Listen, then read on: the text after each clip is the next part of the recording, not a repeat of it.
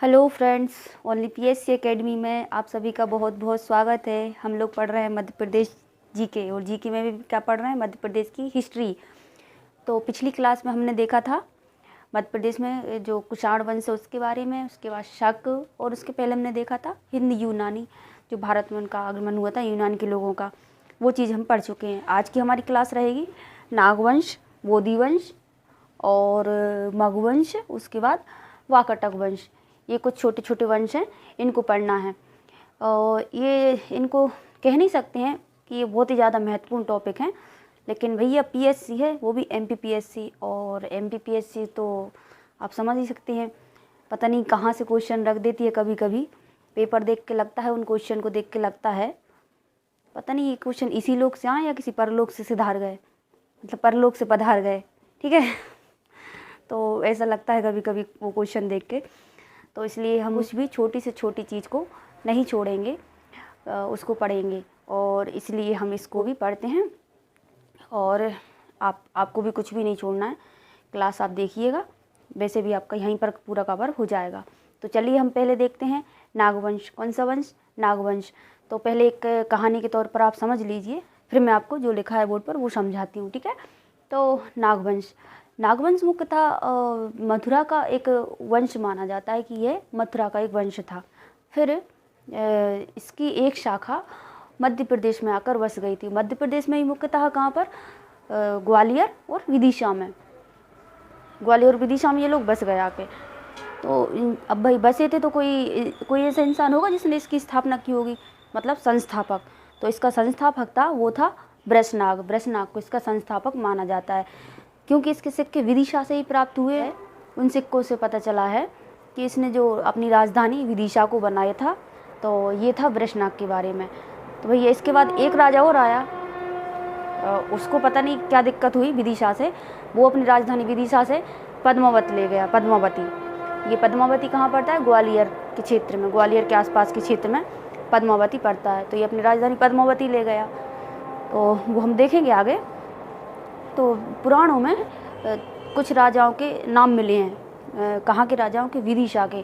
बहुत सारे राजाओं के नाम दिए गए, कुछ समझ सकते हैं जहाँ पर बहुत से लोगों के नाम दिए हों, या पूरा एक समूह दे रखा हो, तो मतलब कि वो पूरा उन लोगों का एक क्षेत्र था।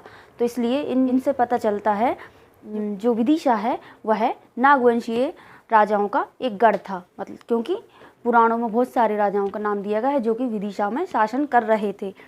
फिर जैसे कि अभी मैंने कुछ देर पहले बताया, जो एक अगला राजा हुआ था, उसने अपनी राजधानी कहाँ स्थानांतरित की?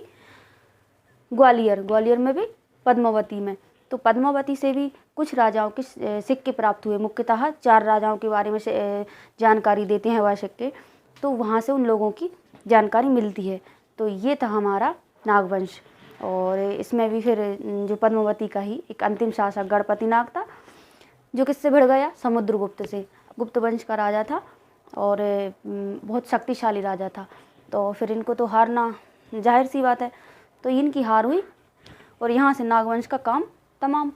तो देखते हैं हम बोर्ड पर, हमने क्या देख रहे हैं? नागवंश। तो मैंने क्या बताया था? मथुरा के नागवंश की एक शाखा ने मध्य प्रदेश में शासन किया। मध्य प्रदेश में भी कहाँ पर? मुख्यतः ग्वालियर, विदिशा। और इसका संस्थापक था वृषनाग। इसका संस्थापक वृषनाग था, जिसके सिक्के हमको विदिशा से प्राप्त हुए हैं, जिनसे हमको जानकारी मिलती है विदिशा इसकी राजधानी थी। फिर पुराणों में कुछ नागवंशी राजाओं के नाम दिए गए हैं। वह कौन कौन से राजा थे? वह थे शेषभोगिन, सदाचंद्र, धनवर्मा, भूतनंदी, शिशुनंदी आदि। कौन कौन से थे? भूतनंदी, शिशुनंदी, शेषभोगिन इत्यादि राजाओं के नाम पुराणों में दिए गए हैं। इनसे क्या जानकारी मिल रही है हमको? कि जो विदिशा था वह नागवंशी राजाओं का गढ़ था।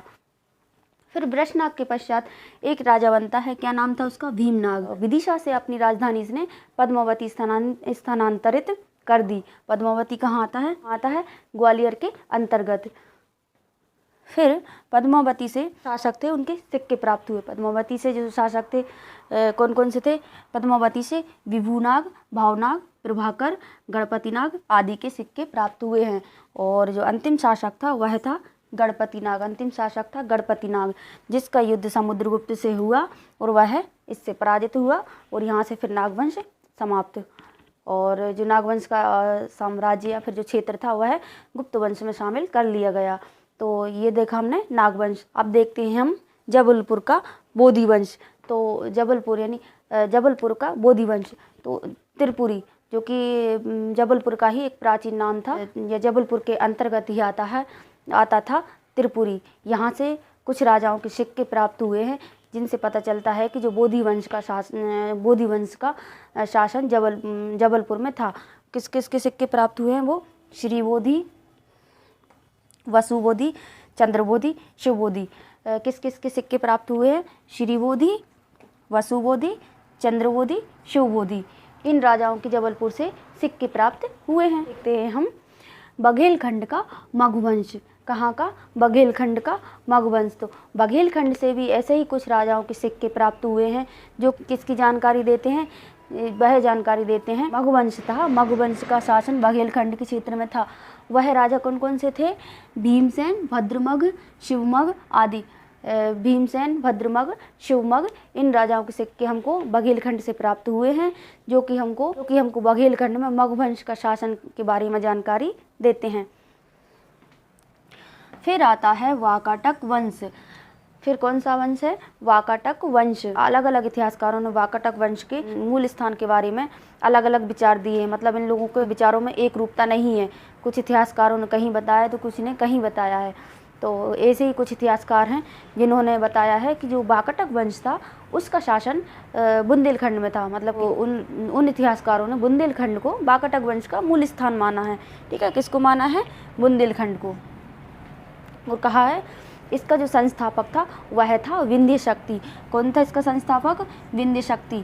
पुराणों में विंध्य शक्ति को विदिशा का शासक कहा गया है। पुराणों में क्या कहा गया है? विंध्य शक्ति था जो विदिशा का एक राजा था। विदिशा में यह अपना शासन चलाता था।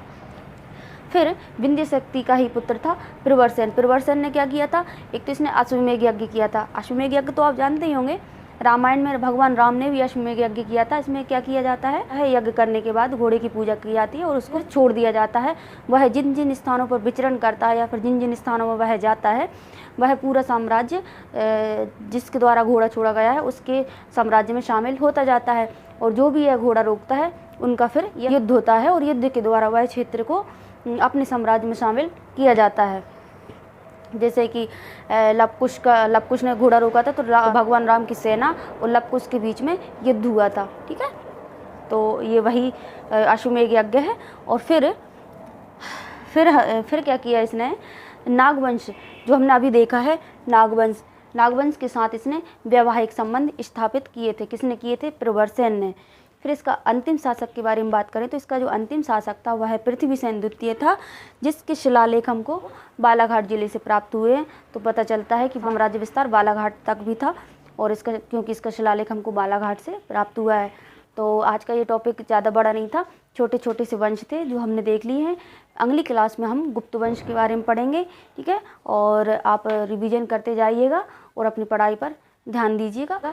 हो सकता है पेपर जनवरी में हो जाए, MPPSC प्री का पेपर है, तो हमें अच्छी पढ़ाई करना है ताकि हमारा रिजल्ट अच्छा आए। ठीक है, मिलते हैं फिर नेक्स्ट क्लास में। Thank you.